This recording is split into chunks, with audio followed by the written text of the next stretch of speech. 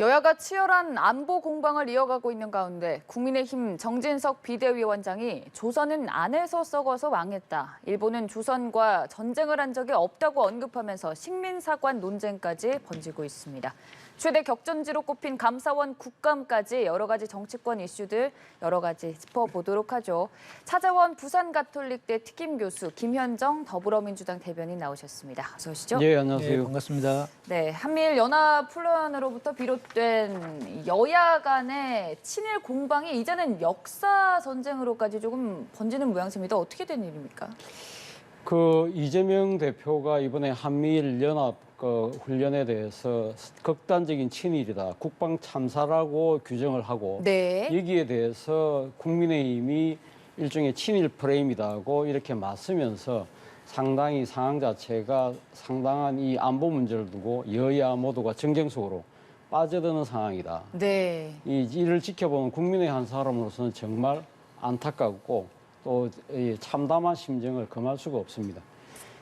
영화 대사 하나를 패러디하면 네. 무엇이 중헌디라는 말이 있잖아요. 지금 사실 이 한반도를 둘러싼 이 지금 안보 상황 자체가 말 그대로 위기 그 자체라고 저는 생각을 하거든요. 아마 저뿐만 아니라 상당수 많은 국민들이 그렇게 받아들이지 않을까 하는 생각이 들고, 실제 미국에서 나온 지금 이 보도를 하나를 보면 네. 마이클 멀린 전 미 합참의장은 미국 언론과 인터뷰에서 뭐라고 이야기를 했냐면, 우리가 기억하시겠지만 2017년 당시 북한이 계속적으로 그러니까 미사일 도발도 하고 6차 핵실험을 할 때 그때 상황보다 훨씬 더 북한의 위협이 더 커졌다고 이야기할 정도로 미국에서조차 이렇게 우려가 나오고 있는 상황인데, 이렇게 지금 민주당 쪽에서는 이 국민 정세에 민감한 일종의 친일 프레임으로 지금 일종의 뭐랄까요, 그러니까 정권의 여러 가지 지금 위기 관리 상황을 공격하고, 또 여기에 대해서는 또 이 국민의힘은 종북 반일 프레임으로 맞받아치는 이런 상황 자체가 과연 이 정도로 우리 정치권이 한가라는 생각을 많은 국민들은 하고 있지 않을까 하는 생각이 든다는 것이죠. 이렇다고 한다면 제가 생각했을 때는 먼저 이 상황 자체를 극단적인 친일이라고 규정한 민주당의 입장에서 저는 좀 상당히 좀 지나친 표현이라는 생각을 해요. 네. 물론 여러 가지 우려들이 있는 건 사실이지만 지금 이 점정하고 있는 안보 위기를 감안했을 때 저는 민주당이 수권 대안정당을 자처하고 있다고 한다면 저는 이러한 극단적인 표현을 통한 이런 식의 정쟁을 자초한 부분에 대해서는 민주당이 한번 좀 되돌아볼 필요가 있지 않나 생각이 듭니다. 네.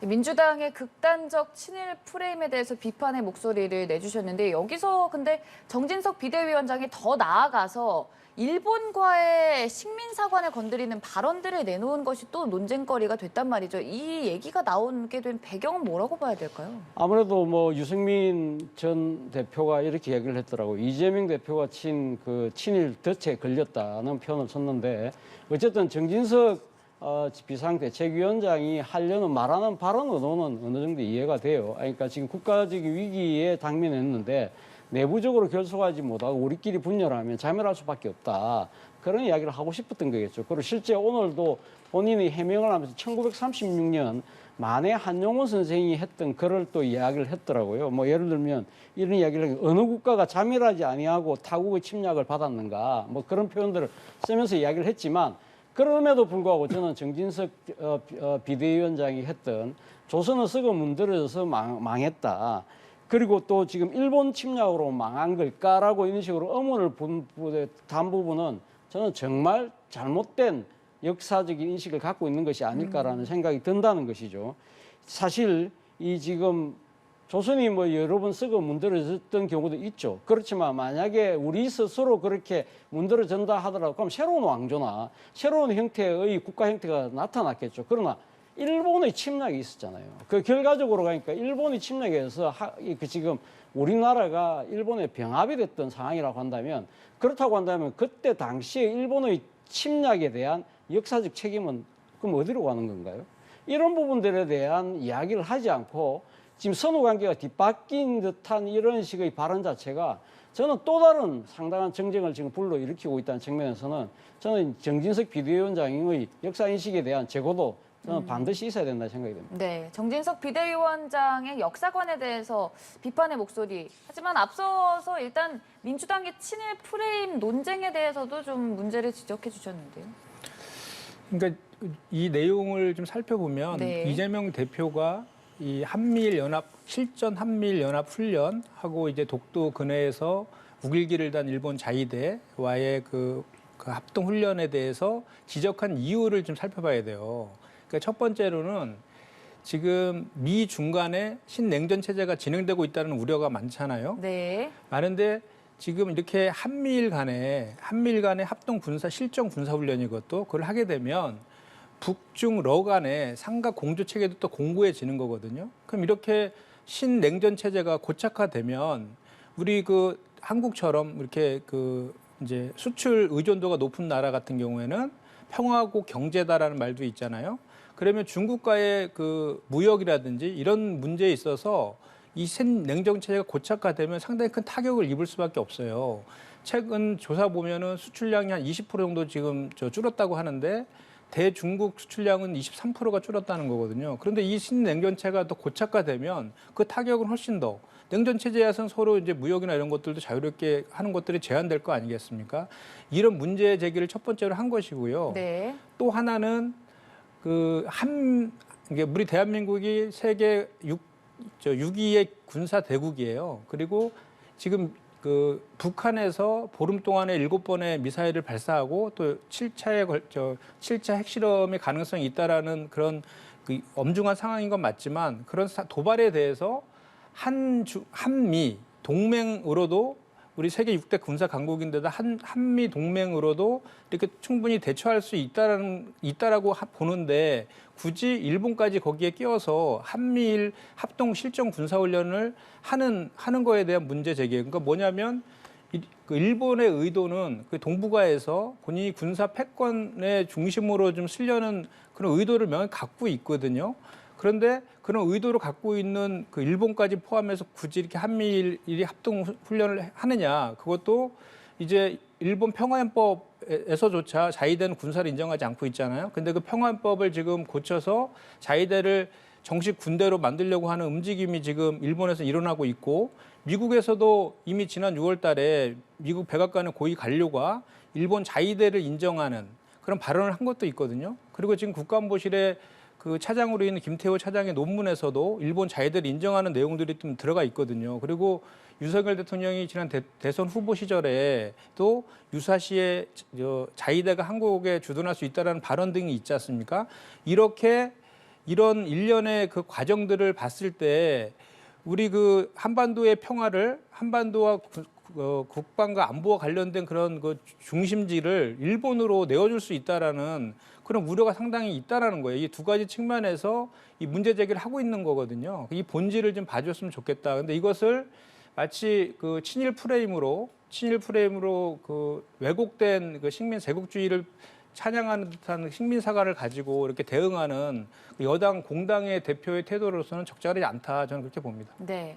그러니까 이번 논란의 시초가 됐던 한미일 연합 훈련에 대해서도 한미 훈련으로도 충분한 부분이 있지 않았냐라는 점을 짚어주셨고 그 맥락에서 민주당의 이재명 대표도 친일 공세를 좀 강하게 하는 모습인 것 같거든요.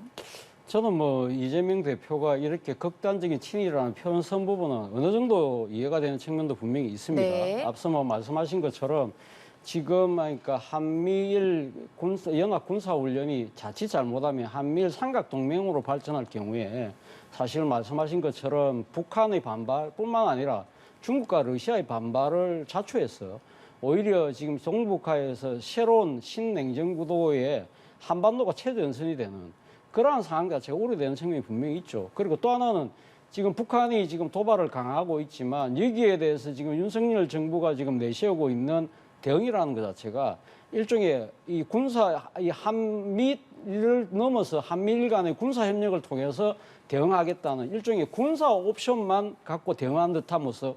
이것은 강대강의 국면이 계속적으로 지속될 수밖에 없잖아요. 그렇다고 한다면 이러한 상황에서 상황 관리가 좀 잘못된 거 아닐까? 그렇다고 하면 외교적 노력도 병행돼야지. 그렇다고 한다면 북한과의 어떤 식으로의 대화를 모셔간다든지 그리고 또 윤석열 대통령이 담대한 구상을 내놓았잖아요. 그렇다고 이 담대한 구상을 실현하기 위해서라도 어떤 식으로든 뭔가 지금 노력들이 있어야 되는데 그런 노력이 없다. 그리고 특히 한일 간의 문제에 있어서 가장 큰 문제 중에 하나가 과거사를 둘러싼 갈등이었잖아요. 그 문제는 일단 외면해두고 일단 지금 북한이 도발을 하니까 여기에 대해서 필요하다고 해서 일본과의 군사적 밀착을 계속적으로 상당히 빨리 진행하는 이런 모습들에 대해서는 이재명 대표 입장에 충분히 비판할 수 있죠.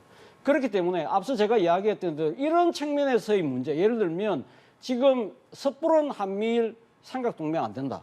그리고 그런 부분들은 상당한 시간과 국민의 동의를 거쳐야 된다.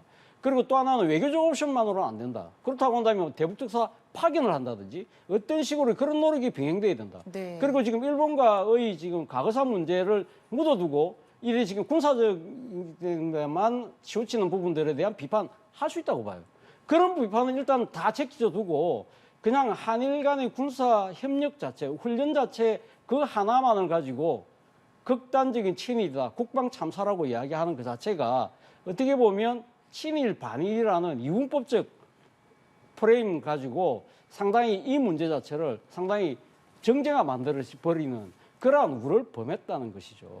그렇다고 한다면 정말 이재명 대표가 해야 되는 이야기는 한일 간의 군사 협력을 한다 하더라도 나름대로 속도 조절과 그리고 나름대로의 그 한계에 대한 부분을 분명히 지적하는 것이 오히려 국민들의 공감을 살 수 있는 하나의 방안이 아니었을까라는 안타까움이 있다는 것이죠. 네. 교수님 말씀처럼 사실 그 이전에 이재명 대표의 언행을 보면은 이렇게까지 강하게 좀 발언을 한 적이 많지 않았던 것 같은데 이번 사안에 대해서 강력하게 친일 공세를 펼치는 이유는 뭐라고 봐야 될까요? 아무래도 좀 전에 교수님께서 말씀하셨지만 지금 남북 관계가 대단히 위기상 일촉즉발의 상황이거든요. 그런데 지금 강대강 대치 외에는 다른 뭐 대화나 또는 뭐 이렇게 소통을 통한 해결을 하겠다는 모습은 전혀 보이지 않고 있어요. 않고 있고 지난번에 강복절 때 얘기했던 그 북한에 대한 담대한 구상이라는 제안 자체도 북한으로부터 아주 냉담하게 지금 오히려 반응이 그렇게 왔고 그냥 오히려 북한에서는 법령을 개정해서 핵 선제 공격까지 할 수 있다는 것까지 지금 나아가고 있는 상황이거든요. 그래서 이런 국방과 안보와 관련돼서 윤석열 정부의 정책이 과연 있는 것인지 대단히 지금 그런 거에 대한 우려가 지금 기본적으로 있는 거예요. 거기다가 지금 지난번에 외교 순방 갔을 때에도 유엔 총회에서 이 남북 간의 그 한반도의 평화라든지 또는 그 북한의 도발이 있을 때 국제사회 연대를 요청한다든지 이런 내용들은 또 유엔 총회 연설에서 그 좋은 기회에서 또 안 하셨거든요. 그러니까 도대체 이 외교 안보와 관련된 윤석열 정부의 그 방향성은 무엇인가에 대한 기본적인 의구심이 있는 데다가 그 지난번 외교 순방에서 마찬가지 일본과의 관계는 또 무슨 이유에서인지 계속해서 일본한테 끌려다니는 모습, 저자세, 굴욕외고를 보이고 있거든요. 교수님이 말씀하셨지만 지금 일본이 지금 정진석 비대위원장의 발언 때문에 다시 이제 그 강제 병합의 문제가 다시 이제 또 부각되고 있는데 한일 간에는 역사적으로 특수성이 있지 않습니까? 한일이 분명히 우리 국권을 침탈한 것은 맞는 것이고 그 과정 속에서 강제징용이라든지 또 위안부로 우리의 국민들이 끌려가서 많은 고통을 받았잖아요. 지금도 받고 계시고. 근데 그 문제에 대해서는 일본은 아직까지도 반성과 사과를 하지 않고 오히려 한국에 그 문제 해결에 대안을 제시하라고 이렇게 나오고 있고 역발하자는 식으로 나오고 있지 않습니까? 이런 거에 대해서 윤석열 정부에서 좀 오히려 국민들을 대표해서 강하게 일본한테 할 얘기는 하고 이렇게 좀 해줘야 되는데 오히려 계속해서 일본한테 끌려다니는 저자세 굴욕외고를 일관하고 있는 데다가 또 이번 우길기를 단 자위대와 독도 근해에서 독도는 우리 땅이라고 지금 일본에서 지금 주장하고 있는 거 아닙니까? 그런 상황까지 여기 얹어지니까 이재명 대표께서 그까지 다 포함돼서 이제 이런 지적을 했다 저는 그렇게 보고 있습니다. 네. 이러다 보니 정진석 비대위원장이 좀 강도 높은 발언들을 쏟아냈는데 유승민 전 의원이 이재명 대표의 덫에 놀아놨다. 여기서 더 나아가서 사퇴 얘기까지 나오고 있는데 그 가능성이 많습니까? 뭐 별로 없죠. 네. 솔직히 지금 그러니까 국민의힘에서 사실 이재명 대표의 발언에 대해서 상당히 지금 격앙된 분위기이기 때문에 아마 정진석 비대위원장의 이 역사 인식에 대해서도 상당히 당내 일부에서는 질타를 하긴 합니다만 이것이 네. 당 전체의 여론으로 확산될 가능성은 저는 그렇게 높아 보이지는 않습니다만 앞서 제가 모두에 말씀드린 것처럼 저는 정진석 비대위원장의 역사인식에는 저는 분명히 문제 있다는 생각이 들고요. 지금 그렇다고 한다면 정진석 비대위원장의 거치 문제는 결국 그렇게 되지 않을 것 문제는 그건 것 같아요. 계속적으로 지금 본인의 역사인식에 대한 지금 상당한 국민적인 정서하고 동떨어진 상황을 계속적으로 강변을 할 경우에는요. 저는 아무래도 이러한 부분들이 결국은 당 지지율에 영향을 미칠 가능성이 높다.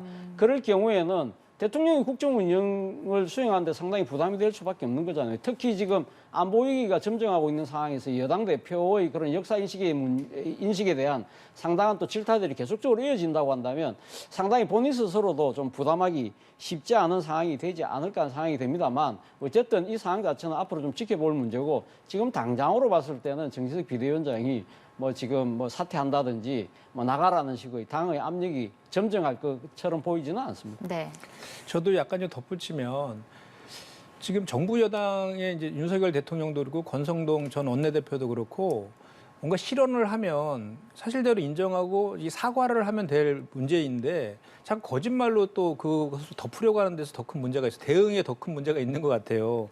정진석 그 비대위원장이 전쟁 한번 못하고 힘도 못 써보고 나라를 빼앗겠다는 얘기다. 이렇게 또 얘기를 했거든요. 이게 사실입니까? 사실 아니잖아요. 그러니까 이렇게 하니까 또 국민들을 한번 또 분노하게 만드는 것이거든요. 그래서 공당의 대표면은 전 이런 일이 만약에 한미일 연합훈련과 관련돼서 뭐 야당의 대표가 한 발언에 대해서 할 얘기가 있으면 그와 관련된 얘기만 하면 될 것이지 굳이 이게 우리 국민들의 그 자존심이 걸려 있는 그 제국주의 하에 그 식민사관 그런 것들을 끄집어내 갖고 이렇게 대응하는 거 보고 정말 제 기를 의심할 정도입니다. 그래서 저는 이 문제가 저는 교수님이 약간 다르게 보는데 그 당내에 지금 권력 투쟁이 되게 심화되고 있거든요. 이제 조만간 조기 전대 통해서 새로운 당대표 선출하는 과정도 있는데 그 과정 속에서 그 이제 정진석 지금 비대위원장께서도 그 후보군으로 또 거론도 되고 있거든요. 본인은 아직 뭐 출마 의사는 밝히진 않았지만 그와 관련돼서 실제로 그런 출마 의사가 밝혀지고 그렇다면 이 문제가 저는 그 당대표 선거까지도 깊숙이 연결돼서 계속 정쟁화될 것이다 이렇게 생각합니다. 네, 참 논란이 끊이지 않습니다.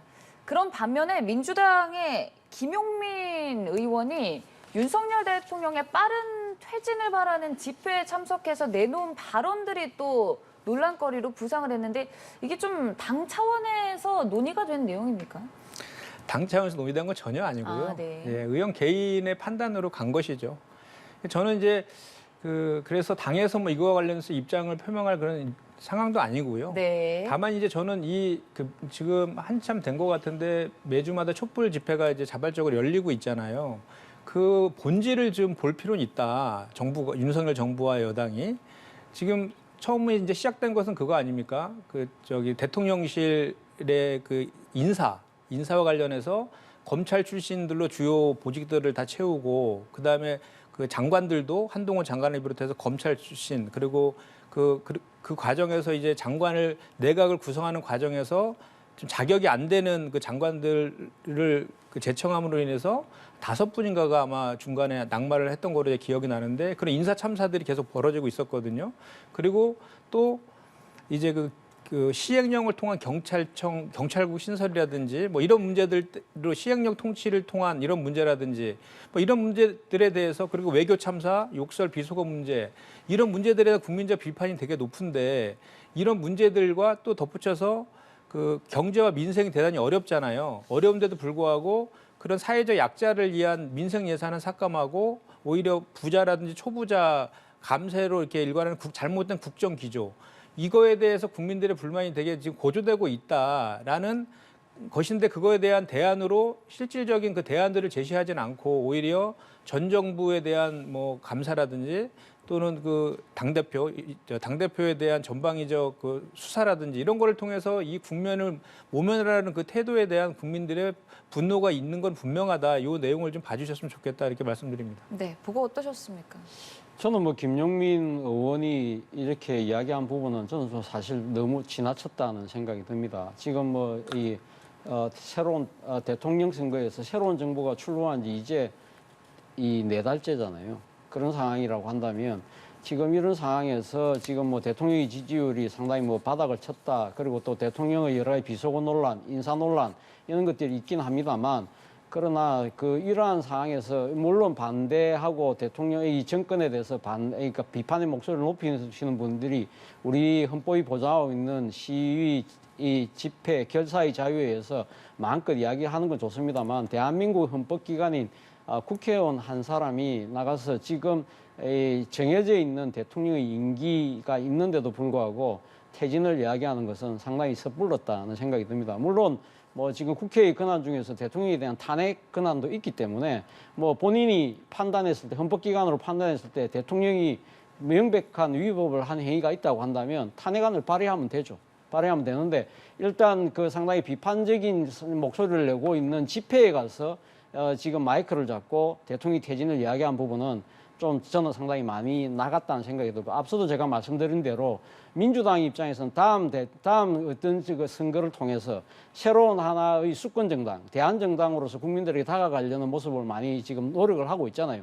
이러한 상황에서 앞서 제가 이야기했던 대로 이재명 대표의 극단적인 표현이라든지 또는 김용민 의원이 지금 저렇게 현직 대통령에 대한 퇴진을 이렇게 빨리 이야기하는 부분들에 대해서는 아마 상당수의 국민들은 좀 불안해하고 걱정하는 마음이 생길 수밖에 없잖아요. 그렇다고 한다면 그것이 결코 민주당의 지지율에 도움이 되지 않을 것이라는 생각이 든다는 것이죠. 그렇다고 한다면 저는 민주당이 이 김용민 의원의 이 발언에 대해서 어떤 식의 분명한 입장 표명은 있어야 되는 것이 아닐까 하는 생각이 듭니다. 네, 이제 국정감사 얘기 나눠보도록 하겠습니다. 어제 하이라이트 감사원 국정감사 도중에 유병호 사무총장과 이관섭 수석의 문자 메시지에 대해서 정상적인 소통이었다는 입장을 일단 밝혔습니다. 어찌 좀 원래 이렇게 좀 자주 이루어지던 일이었는지. 뭐 유병호 사무총장을 비롯해서 감사원 또 더 나아가서는 대통령실에서도 사실은 뭐 지금 이거 언론 보도에 대해서 궁금한 점이 있어서 물어봤는데 거기서 답변 받았다는 식의 이야기를 했잖아요. 네. 그렇다고 한다면 어제 감사원의 답변도 상당히 답정너였죠. 답이 정해져 있는 대답이었잖아요. 그렇다고 한다면 뭐 그런 식으로 하니까 유병호 사무총장을 비롯해서 감사원 측에서는 그렇게 해명을 했지만 지켜보는 제3자 국민의 입장에서 봤을 때 좀 이해가 안 되는 측면이 분명히 있다. 네. 유병호 사무총장의 문자에 보면 또라는 표현이 나와요. 네. 그러면 일종의 반복성을 이야기한다는 것이죠. 뭐 물론 뭐 유병호 사무총장은 잇따른 그러니까 자기 표현대로는 오보가 있었기 때문에 거기에 대한 아마 이 자료를 계속 내기 때문에 또라는 표현을 썼다. 그리고 또 한편으로 무식한 소리 하지 말라고 한다는 이야기, 무식하다는 표현 자체를 그렇게 통상적으로 이렇게 가까운 사이가 아니고 뭐 연락을 주고받지 않는 사이인데 이런 표현을 쓸 수 있을까요? 그 이 무식한 소리라는 그 표현 자체가 상당히 두 사람 간의 긴밀성, 친밀함을 보여주는 하나의 또 단서가 될 수 있다는 것이죠. 그런 측면에서 본다고 한다면 어제는 저는 감사원의 해명 자체가 조금 상당히 좀 석연치 않아, 그러니까 맞득치 않았다는 생각이 들고 특히 유병호 사무총장과 이관섭 대통령실 정책기획수석을 비롯한 대통령실과의 주고받은 여러 가지 또 그전에 문자가 있느냐 네. 답변을 제대로 하지를 못했잖아요. 뭐 자신은 매일 이 주고받은 문자를 다 지워버리기 때문에 기억이 없다. 뭐 그런 식으로 나름대로는 이 지금 빠져나가는 듯한 이야기를 하긴 했지만 뭔가 이렇게 이 지켜보는 사람들의 입장에서는 좀 캥기는 부분이 있는 거 아니야? 이 사실은 지금 국회에서의 정의는 국회 정의감정법에 의해서 위정을 하게 되면 처벌을 받게 되거든요. 그런 것까지 감안해서 한 이야기가 아닐까? 그렇다고 한다면 아마 본인이 뭐 이 지금 포렌직이라도 한정된 범위 내의 포렌직이라도 하고 싶다는 이야기를 했으니까 네. 저는 뭐 그런 절차도 뭐 지금 이 감사원 측에서 뭐 자발적으로 먼저 하는 것도 하나의 방법이지 않을까 생각이 듭니다. 네, 그러니까 전날 보도를 정정하는 과정에서 또라는 표현에서의 그동안 자주 좀 연락을 주고받았던 것이 아니냐, 그리고 뭐 무식한 소리 이런 표현 자체가 그만큼 친밀한 것이 아니냐는 의구심을 떨쳐낼 수 없다는 말씀이신 것 같은데요. 그렇습니다. 국민들이 다 지금 봤잖아요. 네. 그 문자 내용도 봤고 실제로 그 표현도 또 보도자로 나갑니다. 무식하다는 취지입니다. 이렇게 했잖아요. 그 내용을 보면 국민들이 다 판단을 이미 했다고 저는 보는 거예요. 그래서 아까도 제가 말씀드렸지만 이거에 대한 그 유병호 그 사무총장의 그 답변 태도가 더 문제라고 저는 보는 거예요. 네. 대답하지 않겠습니다. 이러잖아요. 국감장에 나와서. 버젓이 증거가 있는데도 불구하고. 지금 저는 지금 저희 민주당에서는 이걸 대감 게이트라고 규정하고 있는데요. 대통령실과 감사원 간의 이런 게이트다. 그래서 대통령실에 하명을 받아서 감사원이 지금 대대적인 전방위적인 전 정부 감사를 하고 있다. 이렇게 저희는 규정할 수밖에 없는 증거들이 차고 넘치는 거고요. 그래서 아시겠지만 서해 공무원 피격 사건을 하나를 예를 들더라도 검찰 수사가 진행 중인데 감사원 감사까지 동시에 진행되는 케이스는 없거든요. 그런데도 불구하고 이렇게 좀 하고 있고 또 이제 방통위 감사 같은 경우에는 포렌식을 통해 가지고 포렌식은 영장이 있어야만 가능하거든요. 근데 감사원은 그 내부 규정을 바꿔 가지고 쉽게 포렌식을 할 수 있는 규정을 바꿔서 포렌식을 한 다음에 그 결과가 나왔을 거 아니에요? 그걸 검찰에 통보하니까 검찰에서 바로 압수수색이 들어가는 이렇게 연결이 되고 있는 거예요. 그리고 대통령실과 감사원과 검찰이 지금 삼각편대로 해갖고 이렇게 지금 전부 연결되어 있다라는 합리적 의심을 할 수밖에 없는 정황들이 너무 많다는 겁니다. 그래서 감사원은 헌법기관이고 독립된 기관 아닙니까? 그래서 감사원이 이렇게 계속해서 공정성과 중립성을 훼손하는 태도를 계속 보이고 있기 때문에 그리고 답변 태도도 거짓으로 일관하고 있기 때문에 오늘 우리 더불어민주당에서는 공수처에 유병호 사무총장 네. 등을 이제 고발할 예정으로 있습니다. 네, 공수처의 고발까지 지금 카드를 내놓은 상황인데 앞서서 포렌식도 가능성 언급해 주셨고 거기까지 다 나아갈 것이라고 전망하시는지. 어디 공수처가요? 민주당이 공수처에 고발을 하고 또 예. 감사원에서 포렌식까지 하고 조금 더 발전될 것이라고 전망하시는지. 저는 제가 그렇게 제 바람을 이야기했지만 감사원에서 자발적으로 할 가능성은 저는 그렇게 높게 보지는 않습니다. 지금 일단 민주당에서 지금 그러니까 이번에 유병호 감사원 사무총장과의 문자와 관련해서 지금 공수처에 고발을 하기 때문에 문제는 앞으로 공수처가 이 수사에 대한 의지를 얼만큼 보일 수 있느냐의 부분인데 네. 제가 지난주에도 말씀을 한번 드렸지만 공수처가 지금 사실은 자신들의 존재감, 역할 이런 데 대한 상당히 따가운 질책을 받고 있는 상황이기 때문에 어떤 식으로든 아마 이 사안에 대해서 적극적으로 수사를 할 가능성이 저는 상당히 높다는 생각이 들어요. 그래서 문제는 이 공수처가 상당한 혐의를 잡고 난 뒤에 설사 이거 뭐 만약에 지금 그러니까 하나의 예상을 한다고 한다면 설사 이 지금 감사원에 대한 여러 가지 그 혐의들을 잡고 그걸 갖다가 기소를 하려고 했을 경우에 네. 이 지금 기소권은 누구한테 가 있냐면 또 검찰이 갖고 있어요. 그러니까 네. 지금 공수처가 기소권을 행사할 수 있는 부분은 검찰, 경찰까지도 아마 할 수 있을 거예요. 그 나머지 부분은 어차피 수사는 공수처가 하되 기소 여부는 다시 또 검찰로 넘어가는 부분이기 때문에 쉽지는 않으라 보입니다만 그러나 어쨌든 이 수사는 적극적인 수사를 한다고 한다면 어느 정도의 실체적 진실은 드러나지 않을까라는 생각은 합니다. 네, 조금 더 지켜봐야겠지만 민주당에서 지금 최재해 감사원장에 대해서도 공수처에 고발하겠다는 입장 밝히지 않았습니까? 네, 최재해 감사원장과 유병호 사무총장 그리고 이간섭 네. 국정기획수석까지 해서 공수처에 고발할 거고요. 그리고 청문회라든지 국정조사까지도 저희가 지금 검토하고 있습니다. 네. 그리고 더 나아가서 관련해서 문재인 전 대통령에 대한 서면 조사를 요구한 부분도 문제시 삼고 있는데 이 부분에 대해서도 지금 강력하게 비판하고 있는 상황이죠. 네, 그렇습니다. 이제 아시겠지만 지난 검찰에서 이미 국정원에서 박지원 국정원장하고 서훈 국가안보실장 등을 고발했잖아요. 그 고발하는 과정에서 대통령실은 그 내용을 보고 받았느냐라는 질문에 언론 보고 알았다 이렇게 했잖아요. 그런데 국정원장이 국회에 참석해서는 대통령에게 보고했다라고 했습니다. 그러면 전직 국정원장과 국가안보실장에 대해서도 대통령에게 보고하는데 문재인 대통령에 대한 서면 조사를 하는 것에 대해서 보고를 안 했을 리가 없는데 이렇게 또 모르쇠로 또 거짓말로 또 저희는 한다라고 저희는 보고 있는 거고요. 그리고 대통령이라고 하면 가장 마지막 단계 아니겠습니까? 지금 그 전에 있는 전 국정원장에 대한 수사도 제대로 이루어지지 않는 상황에서 그 과정을 다 건너뛰고 최종 퇴고인 대통령한테 서면 조사를 하는 것은 대단히 이거는 있을 수도 없고 해서는 안 된 일이라고 저는 보는 거예요. 과거에 이제 정부 여당에서 이런 얘기를 많이 하더라고요. 과거 노태우 대통령과 그리고 김영삼 대통령도 서면 조사를 받은 적이 있다 이런 얘기를 하던데 그때는 노태우 저 대통령 때는 그 율곡 그 비리 때문에 전직 그 장관들이 수십조에 달하는 그 비리들로 얼룩져서 대대적인 수사가 진행됐었거든요.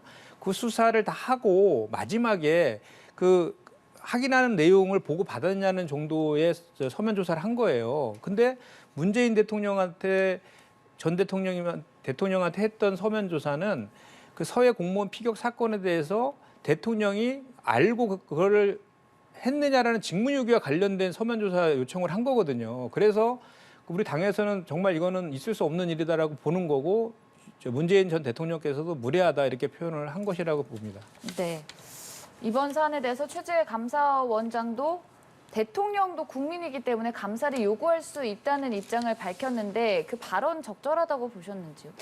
글쎄요, 뭐 저는 사실 이 감사원법에 보면 말이죠. 이렇게 되어 있습니다. 감사원법 2조에 그 감사원의 지위에 대해서 뭐라고 이야기했냐면 대통령에 소속하되 직무에 관하여서는 독립 지위를 가진다고 되어 있거든요. 그렇다고 이 법 취지에 비춰본다고 한다면 대통령이 이 지금 감사를 요구하는 것 자체는 제가 봤을 때는 이 지금 법 취지하고는 맞지 않다. 네. 그리고 또 법에 보면 총리가 감사원에 그러니까 지금 감사 요구를 할 수 있는 사안도 있어요. 그런데 그것이 엄격하게 딱딱 정해져 있어요. 그렇다고 한다면 물론 지금 이 국민들도 청원을 통해서 감사원에 감사 청구를 할 수 있기 때문에 대통령도 국민의 한 사람이라서 청원할 수 있다는 게 어제 최재 감사원장의 논리였는데 그런 논리에 대해서 얼마 많은 사람들이 공감할 수 있을까요? 대통령은 한 명의 국민이긴 하지만 최고 권력의 정점에 계신 분이잖아요. 말 그대로 핵심 권력이라고 이야기할 수 있는 분이 하는 이야기를 일반 한 명의 국민의 청원과 같다고 지금 이야기하는 그 자체가 상당히 제가 봤을 때는 논리 비약이라는 생각을 지울 수가 없습니다. 네.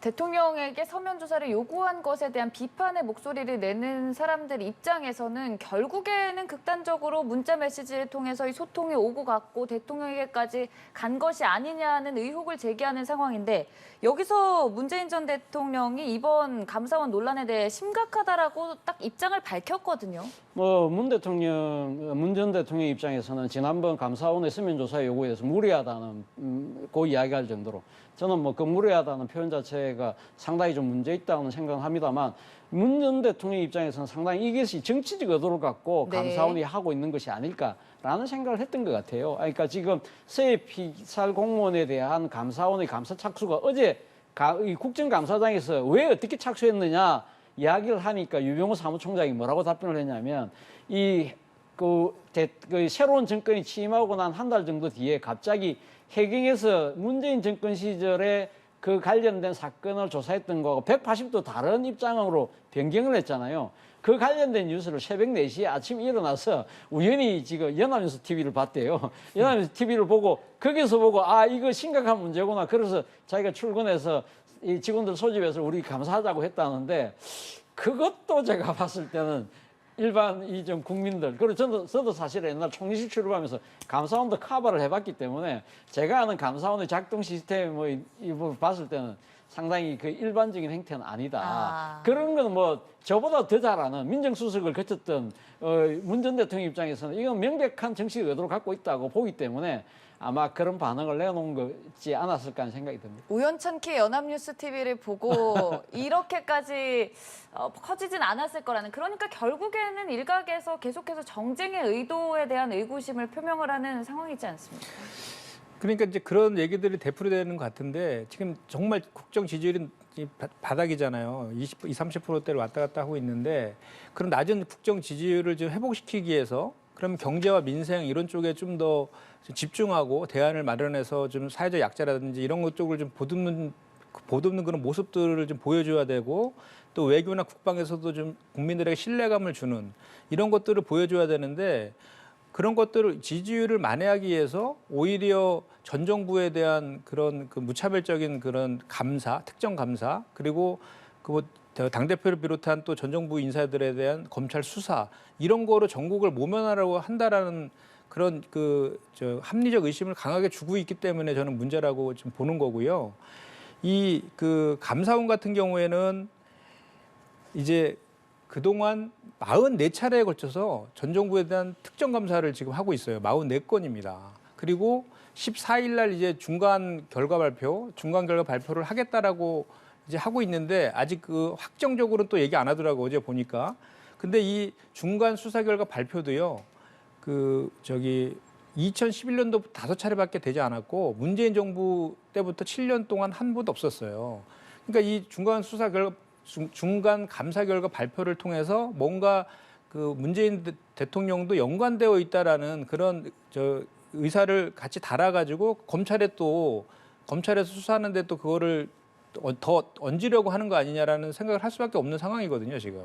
예. 네, 참 논란의 불씨가 여기서 사그라들 것 같지는 않은 상황입니다. 오늘 관련해서 김현정 대변인 그리고 차재원 특임 교수와 함께했습니다. 고맙습니다. 그렇습니다.